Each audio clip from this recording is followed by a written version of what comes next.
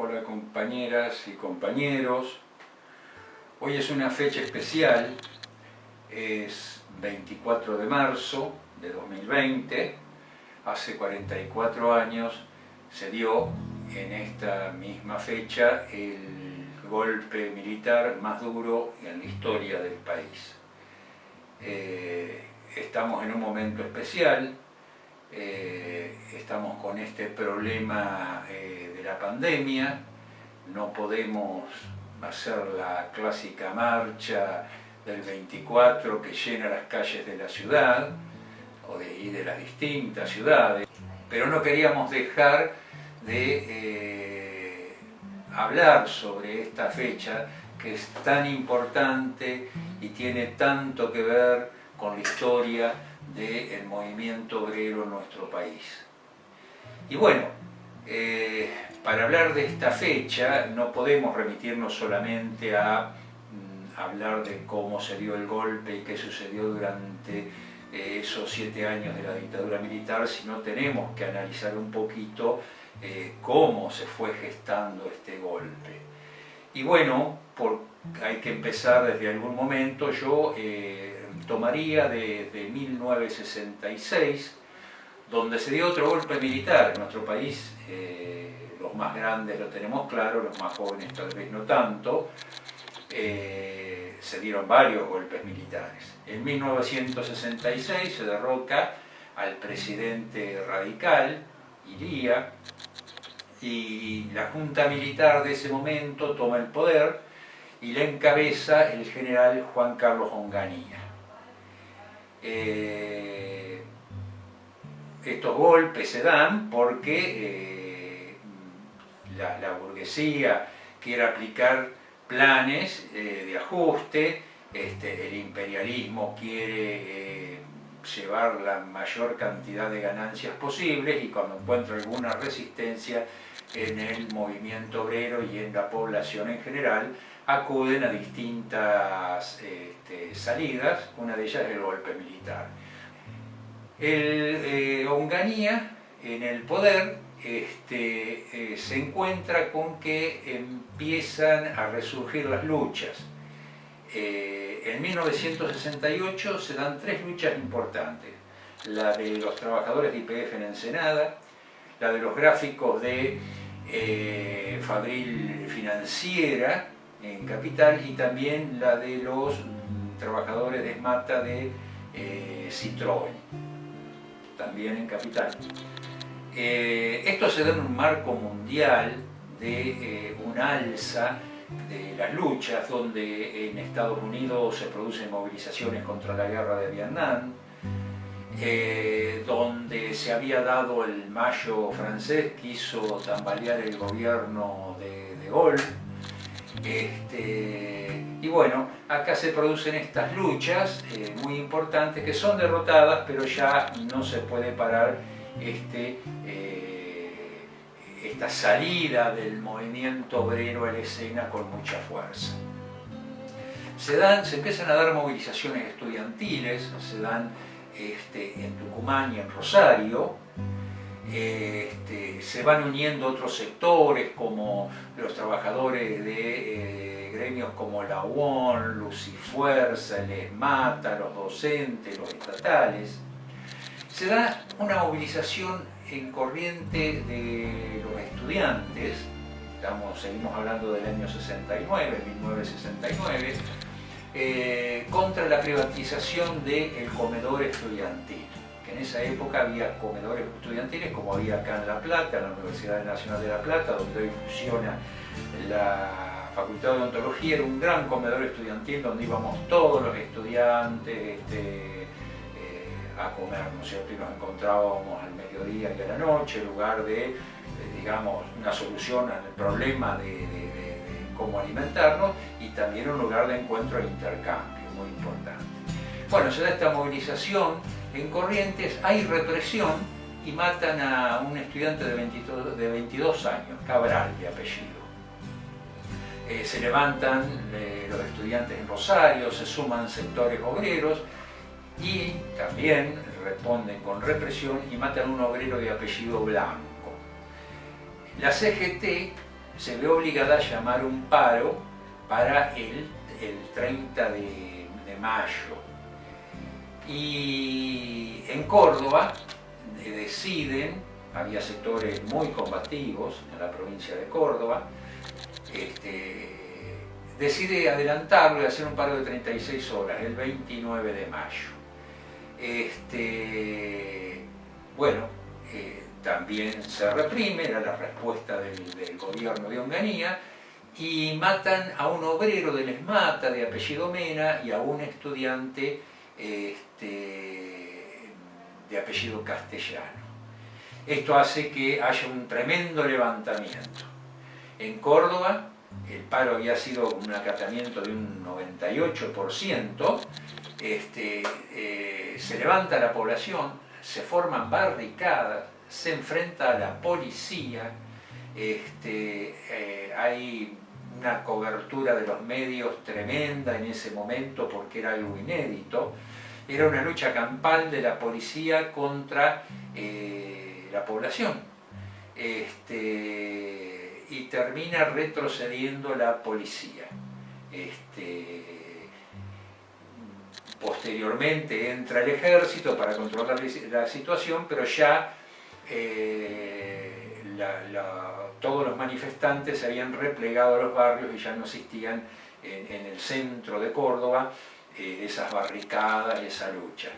Esto Nahuel Moreno, el fundador de nuestra corriente, lo caracteriza como una semi-insurrección y dice que no se llevó a la revolución socialista, esto que pasa en Córdoba y lo que pasaba en el resto del país, porque las direcciones que había en ese momento eran peronistas y el peronismo veía como la salida volver al gobierno.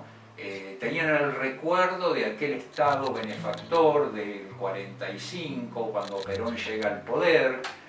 Bueno, así es que había una esperanza en Perón, había quedado ese recuerdo de ese Perón a cargo de un Estado que daba concesiones, que no había necesidad de luchar y daba concesiones, y eso es lo que quedó grabado en la cabeza de los obreros y los sectores populares, y las direcciones, básicamente las direcciones sindicales, levantaban esto, que con Perón se iba a solucionar todo. En la etapa final de la NOCE, cuando anuncia la apertura democrática, las elecciones de 1973, firman representante Morroy por la Unión Cívica Radical y Paladino, delegado personal de Perón, firman la Hora de los Hornos, un acuerdo que después termina en el Gran Acuerdo Nacional, donde entran todos los partidos patronales y también el partido de progresistas para esa época, el Partido Intransigente, la Democracia Cristiana, donde es un gran acuerdo donde van a ir a elecciones y van a estabilizar el país. O sea, la idea de la burguesía, que era hacer un acuerdo, metiendo dentro del acuerdo al movimiento obrero a través de sus direcciones y utilizando el nivel de conciencia del movimiento obrero para estabilizar el país y poder ajustar sin ningún tipo de conflicto, y ajustando en un gobierno popular, con el apoyo popular más que popular, donde el pueblo y los trabajadores en particular creyeran que se estaba trabajando para ellos, pero en realidad se estaba trabajando para recomponer la tasa de ganancia capitalista. Bueno, y llegaron las elecciones de 1983.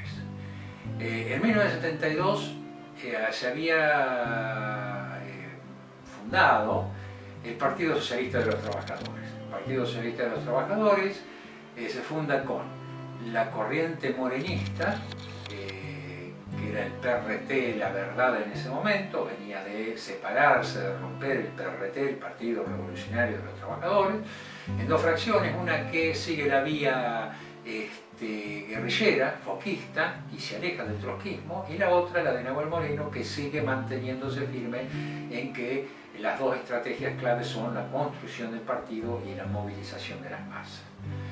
necesitaban una legalidad para presentarse a elecciones, como una táctica más en ese camino que querían recorrer. Y bueno, hacen un acuerdo con una de las 3 secretarías en la que estaba dividido el Partido Socialista, la Secretaría Coral. Se presentan a elecciones con la fórmula Coral-Chiapones. En el peronismo, que en ese momento se jugaba con ciertas frases, como por ejemplo Lanuse decía: Perón no le da el cuero para venir a la Argentina porque le había permitido venir, tenía prohibida la entrada al país, es decir, si entraba lo metían preso. Bueno, levanta esa sanción, pero dice: a Perón no le da el cuero. Y Perón decide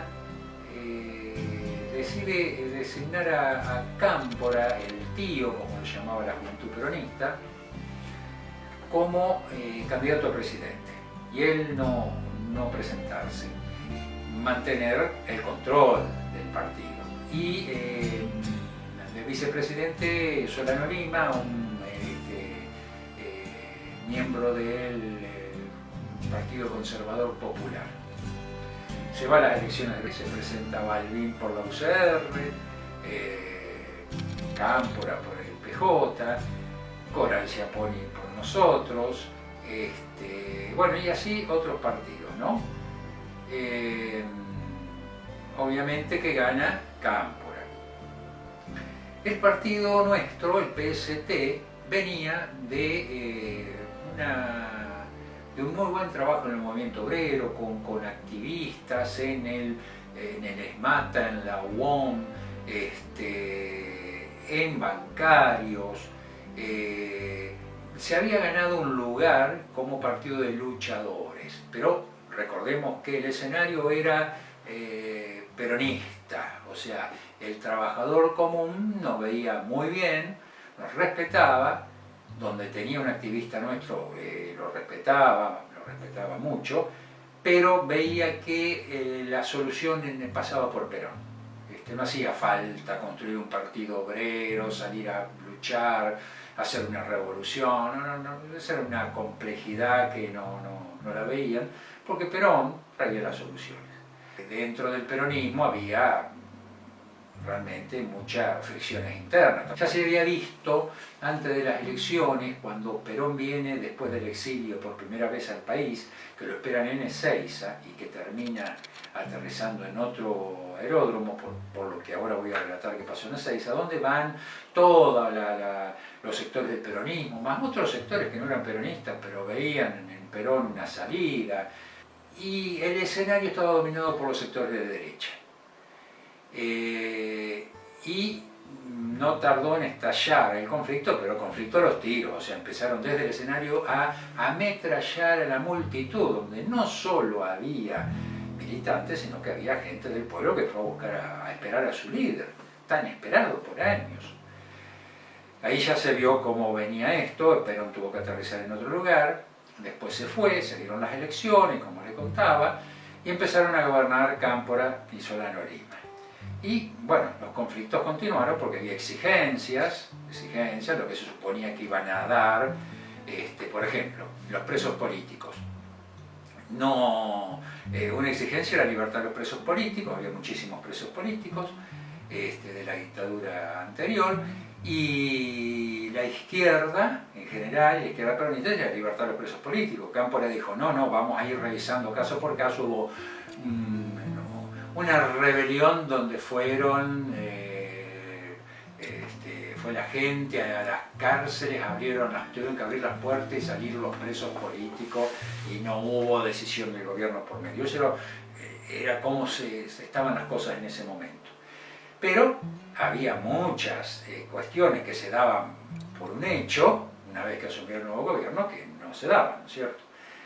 Así que fue que al poco tiempo el gobierno débil de Cámpora, que no tenía un liderazgo, era un hombre, más vale un hombre seguidor de Perón, pero no tenía un liderazgo propio, renuncia y llama a nuevas elecciones. Y en estas elecciones sí se presenta la fórmula Perón-Perón. Perón, Isabel Martínez de Perón, su tercera esposa. Ahí el PST se presenta con la fórmula Coral Páez, el petizo Páez, un obrero ganado en las luchas del Cordobazo para el partido, que después que fue muy importante dentro del partido, un ejemplo de lucha. Nuestro partido, el PST, saca 200.000 votos, que no era poco. En ese escenario no era poco, había un reconocimiento, había una vanguardia que reconocía al partido.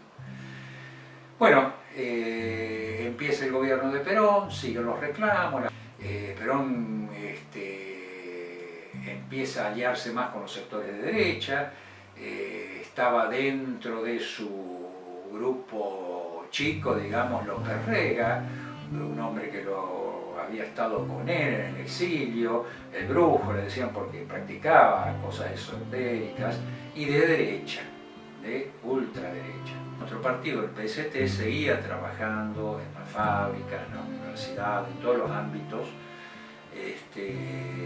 seguía haciendo trabajo político con nuestros compañeros muy reconocidos, captando nuevos compañeros. Y bueno, las cosas empiezan a estar cada vez más tensas, aparecen los grupos paramilitares y parapoliciales, las 3A, el CDO, Comando de Organización, y la CNU, básicamente en La Plata y Mar del Plata. Empiezan algunos hechos, primero más leves. Acá en La Plata una vez secuestraron en los primeros tiempos de actuar estas bandas a unos compañeros en una casa de 9, 39 y 40, que había estudiantes, judiciales, docentes, bancarios. Se los llevaron a todos los que encontraron ahí, los picañaron en la noche y los dejaron, porque eran los primeros pasos de esta banda, pero después estas bandas pasaron a matar. Nuestro compañero el Indio, cuando tomaron por asalto el local de Pacheco, la matanza de La Plata, cuando matan al Negro Robles, que es un compañero de Dirección Nacional que vino de Córdoba a una reunión en Buenos Aires, lo matan en plena calle a la luz del día. Cada vez se fue intensificando. Era normal ver Falcon en 7:50 doblar a toda velocidad con los tipos afuera con las pitacas, unas escopetas que se usaban, que eran terribles, brutales.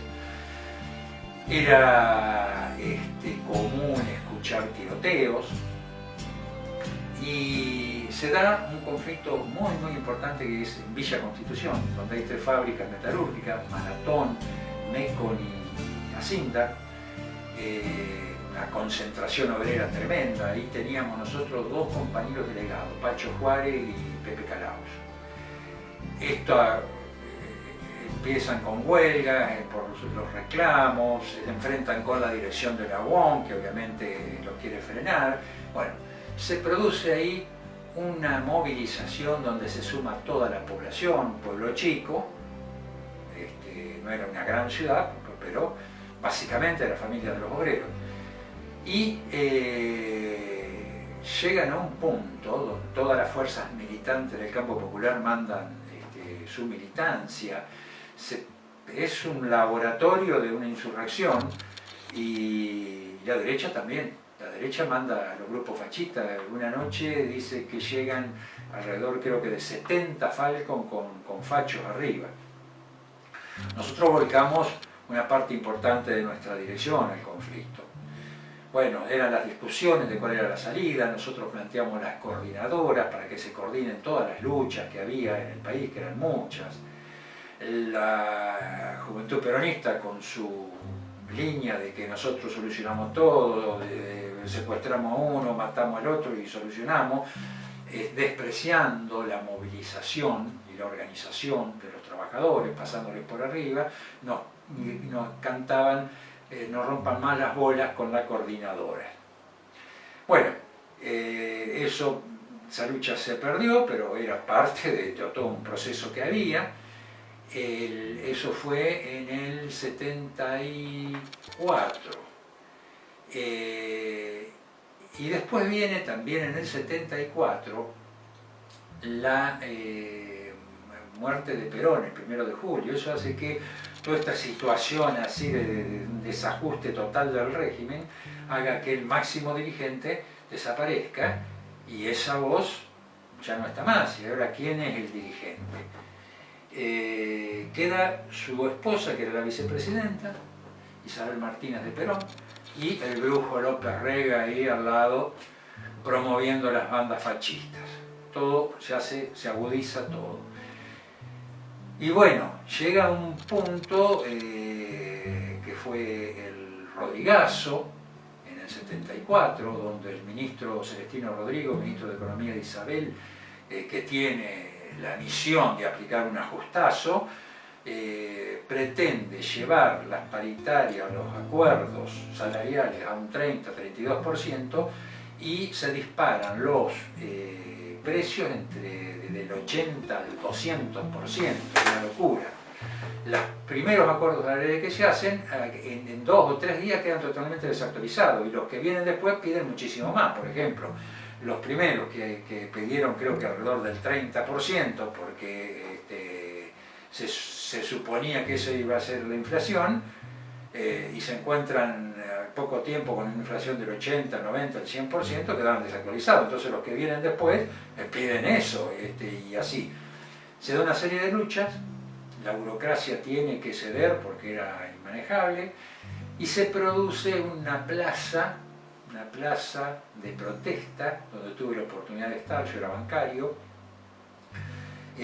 donde se va a protestar, y el pedido era que se fuera López Rega, no Isabel, porque el pedido, digamos, de la dirigencia peronista, porque decir que se vaya Isabel, ¿a quién poner? Al año siguiente había elecciones, había que durar hasta las elecciones, saquemos a López Rega, que es el factor aquí irritante, y seguimos.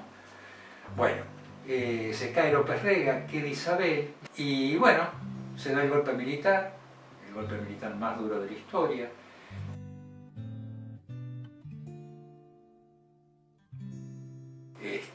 Ahí los grupos esos paramilitares quedan desplazados por los grupos oficiales, el ejército y la policía, que salen a la calle, patean puertas, entran a las casas, secuestran, se llevan a medio mundo, van a la fábrica, los sacan de los lugares de trabajo. Ahí ya no había más problema de que no se sepa, que sea por la calle, no, ahí es todo oficial.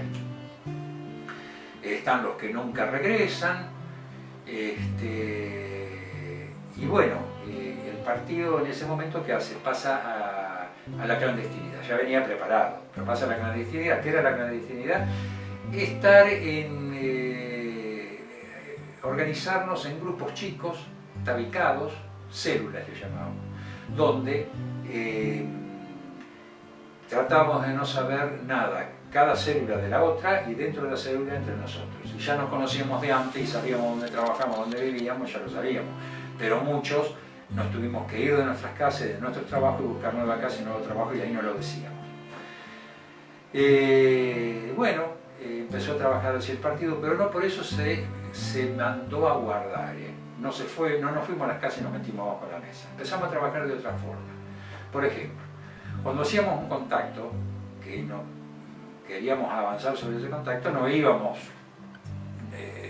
y le decíamos: soy del PST, quiero charlarlo. No, íbamos avanzando lentamente y viendo qué confianza nos generaba, hasta que en algún momento nos blanqueábamos. En algunos casos habrá fallado, pero en general, bueno, servía hacer eso. La prensa, empezó a salir una prensa más, digamos, diferente. Salió primero La Yesca, una revista, tamaño chico, salieron 2 números. El segundo ya fue secuestrado y no salió más. Que se vendía en los kioscos de diarios. Que era la forma que habíamos encontrado de llegar hacia la gente. Por eso nosotros no queríamos desaparecer. Hubo quienes se mandaron a guardar. Decían: no se puede hacer nada, hay que preservarse. Y después salieron otras publicaciones. Muchos compañeros se tuvieron que ir del país, otros presos, y bueno, y el partido siguió trabajando en la clandestinidad hasta, porque teníamos prohibido por ley tener actividad política. Bueno,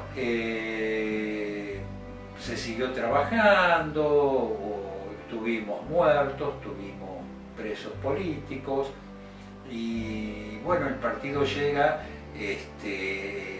hacia finales de la dictadura con una buena inserción, se trabajaba de otra forma, con mucho cuidado, pero había una inserción en los diferentes sectores de la clase obrera y otros.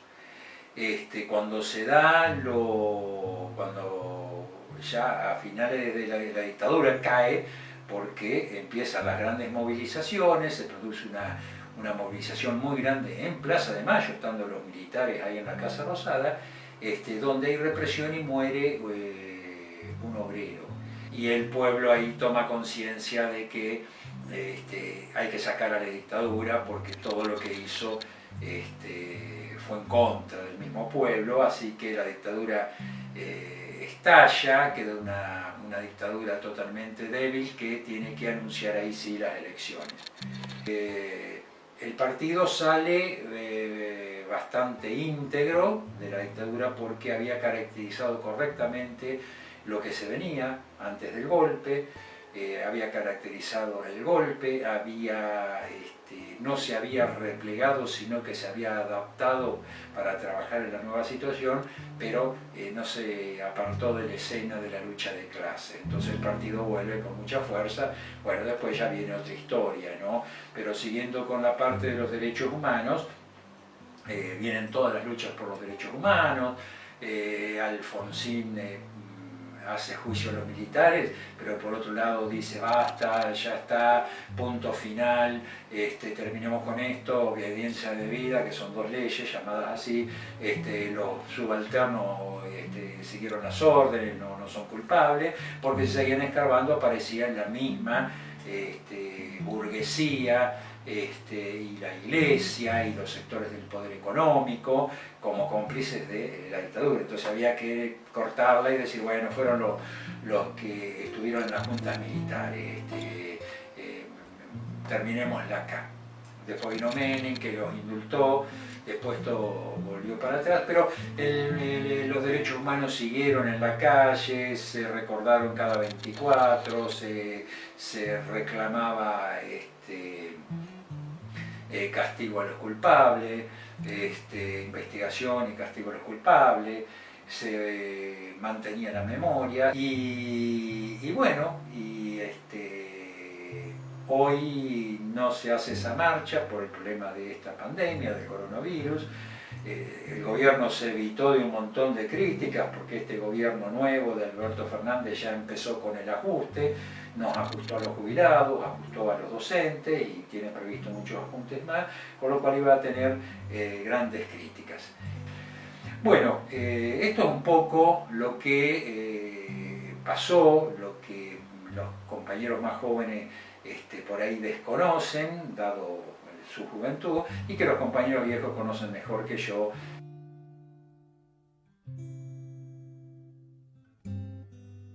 ¿Cómo lo viví yo el golpe? Yo venía en el año 74, me sumé efectivamente como militante al partido, yo venía con una relación anterior,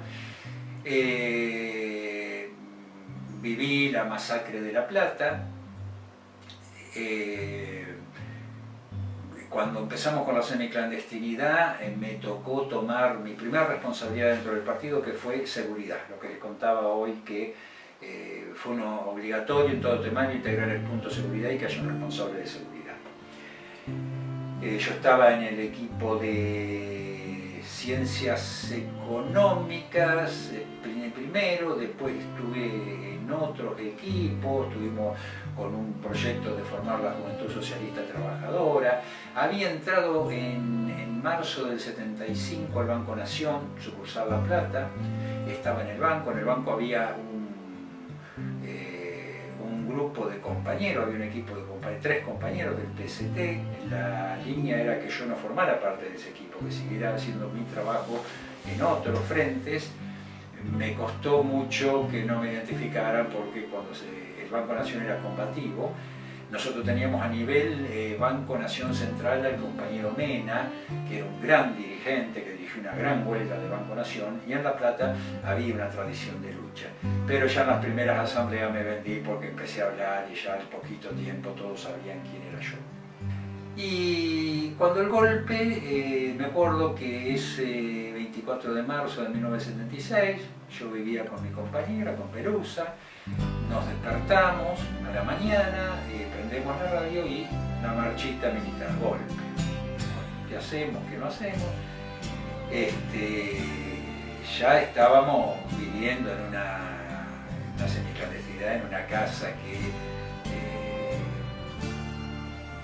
no la dábamos a conocer, si bien muchos compañeros la conocían porque venía de antes, la familia también la conocía porque venía de antes, pero la idea era que lo conocieran la menor cantidad de compañeros. Yo no sabía si ir a trabajar o no ese día, terminé yendo a trabajar. Ese día fui a trabajar con el traje que tenía engominado para no despertar ninguna sospecha, o supuestamente en la calle, en el banco ya me conocían. Y bueno, seguí trabajando en el banco. Ahí formamos, no me acuerdo bien en qué momento, una célula de 5 compañeros. Mi compañera Pelusa y yo, y 3 compañeros más. Alejandro Ford, que era un compañero que era dirigente de la UES, la juventud de la JP, dirigente importante, se lo ganamos. Con el cual nos hicimos muy amigos. Moniquita, una compañera secundaria que era su pareja, y otro compañero, Julio Matamoros, que venía ya de antes, con más tradición. Formamos un equipo, ellos vivían los 3 en una casa en Tolosa, y ahí hacíamos las reuniones. Pero como era la época de la clandestinidad y había muy poco de actividad social que hacer, la mayor parte del tiempo la pasábamos ahí. Estudiábamos, discutíamos y hacíamos la vida de amigos también, la vida social, porque no se andaba mucho. Por fuera de ese equipo cada uno tenía sus contactos y armaba diferentes reuniones, todas camufladas. Nosotros nos mudamos con Pelusa a una casa en la que no le dijimos a los compañeros dónde vivíamos. En octubre del 76 el partido determina que tengo que renunciar al Banco Nación porque me estaba exponiendo demasiado, que me podían ir a levantar en cualquier momento. Tengo que renunciar, quedarme sin el trabajo, que había sido algo para mí importantísimo, ese trabajo en una institución con tradición de lucha. Bueno, fue doloroso, pero tuve que renunciar. Fui consiguiendo otros trabajos. Y seguíamos con este equipo, ¿no? Era la época del minuto, a full. Yo, si voy a un lado, tengo que tener una excusa creíble que la digo y me paro en canas. Cuando se la digo, me cree. Era la de no hacer demasiado movimiento cuando íbamos al departamento de estos compañeros a reunirnos, que quedara como una reunión de un grupo de estudiantes. De cuando conseguíamos un contacto, seguirlo despacito para ver más o menos para dónde apuntaba y ahí avanzar, pero con mucho cuidado, pues hasta podía ser alguien que nos batiera. Un hecho muy trágico. Una noche van al departamento de Tolosa y a buscar a los compañeros. Yo había entrado en propulsora siderúrgica la primera vez, yo entré 2 veces en propulsora.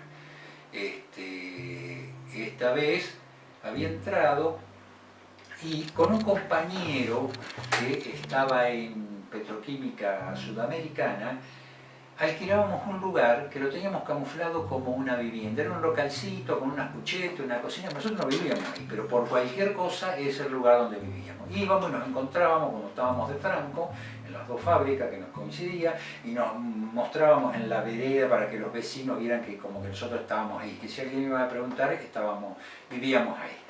Y si alguien nos preguntaba dónde vivíamos, decían que vivíamos en un lugar que estaba limpio.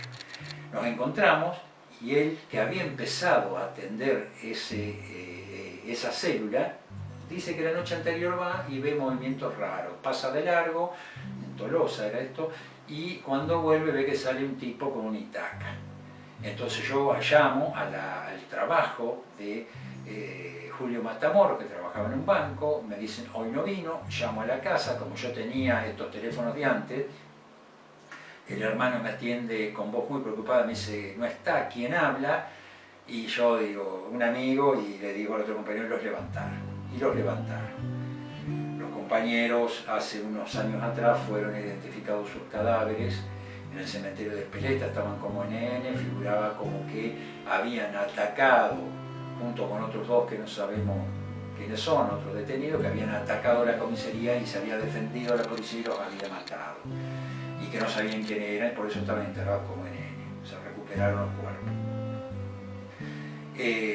Bueno, nosotros ante eso, había habido un hecho. Yo había entrado en propulsor y un día iba solo en el micro porque iba más temprano a trabajar en horas extra y sube Moniquita, que no sabía dónde yo vivía ni dónde yo había entrado a trabajar. Pero ese micro que iba a propulsora era muy identificable. Tenía un cartel adelante que decía propulsora siderúrgica. Ella sube, nos sentamos los dos solos, nos ponemos a charlar, ella no me pregunta nada dónde trabajo, pero era evidente que se iba a dar cuenta. Entonces el partido me dice, no sabemos qué puede haber dicho. Renunciar, vuelvo a renunciar a la fábrica, el lugar donde yo quería trabajar, renuncio.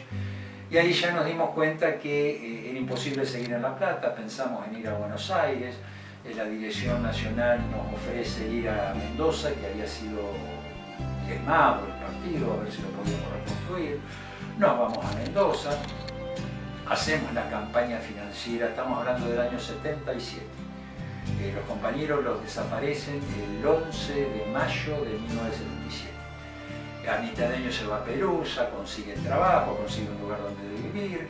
Yo estaba en Buenos Aires viviendo en un hotel, me manda carta, me dice que está, me voy, me hago mi mudanza en una valija, me voy en un micro. Yo no sé, por suerte nos encontramos, porque si no, no teníamos forma de comunicarnos. Busco trabajo yo, consigo trabajo, consigo un lugar donde vivir, después nos vamos a vivir juntos. Nuevamente.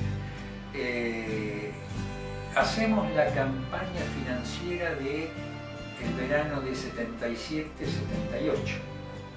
Yo la hago en el sector bancario porque había un compañero nuestro, dirigente bancario de Mendoza, que había estado preso y que al final del 77 la dictadura hubo un lío ahí, una interna entre ellos y largan un sector de los presos políticos. Bueno, me manda una lista y yo los voy a ver. Y uno de ellos que me hace ir 2 o 3 veces, una vez por una cosa, otra vez por otra, me hace volver, me bate a la policía y ahí es cuando me secuestran a plena luz del día, al mediodía, en Mendoza, en el centro, y después la van a buscar a Pelusa y caemos presos, estamos presos en Mendoza.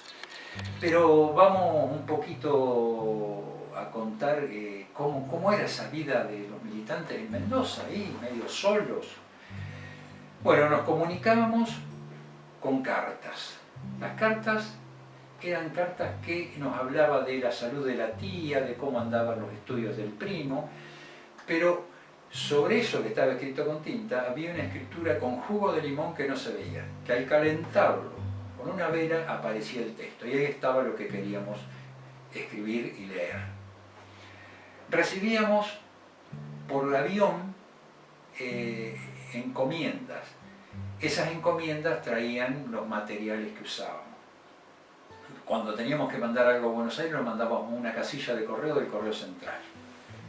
No teníamos nombres ni nada. Había un compañero de la Dirección Nacional que nos visitaba cada tanto. Los documentos venían, me acuerdo que había un apunte de economía como de la facultad y por ahí por la mitad, al lado de las hojas pares, cuando daba vuelta empezaba el documento. Así nos movíamos y teníamos que tener los minutos. Y ahí hicimos una vida coherente en el sentido de que alquilamos un departamentito, pusimos el domicilio en los DNI para que si alguien decía algo, no, acá estamos, yo vivo acá, trabajo en tal lado. Y Y bueno, esa era un poco la forma en que trabajábamos, nos movíamos con viejos contactos para llegar a otros contactos más nuevos. Y, y bueno, era un poco así como trabajábamos los militantes. En la fábrica, yo entré a trabajar en una fábrica metalúrgica y uno iba tratando de identificar a cada uno. Yo a un compañero y una compañera que me inspiraron confianza, terminé blanqueándome, hablándole del partido, alcanzándole algún material, cosa que después quedó en la nada porque me llevaron preso. Bueno, eso es un poco lo que me pasó a mí. No quiero seguir contando cosas personales porque no es la idea, era transmitir un poco la experiencia personal. Y bueno, compañeros y compañeras, la idea es que esto sirva para mantener la memoria del golpe, para saber el partido qué rol ocupó, para conocer para los más nuevos cosas que tal vez no las encuentren en otro lado, porque hay historias oficiales que cuentan lo que quieren contar y no todo.